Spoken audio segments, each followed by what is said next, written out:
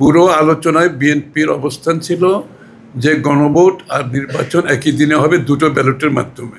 এটা দিনের আলোর মতো পরিষ্কার। নতুন করে এই সাবজেক্টকে সামনে আনার কোনো সুযোগ নাই। সেটা যেই বলুক, যারাই সেটা প্রতিবেদন দেখ, সেটা তাদের সমস্যা, এটা বিএনপির সমস্যা না। এই ব্যাপারে আলোচনার কোনো সুযোগ নাই।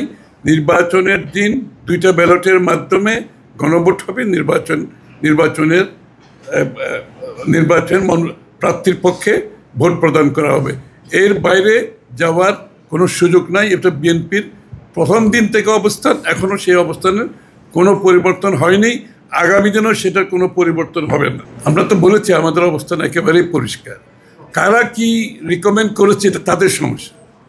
তারা তো বাংলাদেশে ভোট করবে না, ভোট করবে রাজনৈতিক দলগুলো। রিকমেন্ড অনেক কিছু করতে পারে। আমাদের অনেকগুলো রিকমেন্ডেশন ছিল যেগুলো ঐক্যমতে আসে নাই। ইট ডাজন্ট মিন দ্যাট এটা আমাদের ঐক্যমতে সই করতে পারবো না। সই করেছে তো, যতটুকু ঐক্যমত হয়েছে। একটা জিনিস বুঝতে হবে, প্রত্যেক কিছু ঐক্যমতের পরিপ্রেক্ষিতে সমাধান হতে হবে। ঐক্যমতের বাইরে গিয়ে কে কি বলছে, কে কি রিকমেন্ড করছে, এটা তাদের ব্যাপার, থাকতেই পারে। আমাদের সেখানে কোনো অসুবিধা নাই, কিন্তু ঐক্যমতের বাইরে গিয়ে কোনো সিদ্ধান্ত দেওয়ার কোনো সুযোগ নাই। যেহেতু বিএনপি এখানে ঐক্যমত পোষণ করে না, সেদিকে যাওয়ার আর কোনো সুযোগ নেই।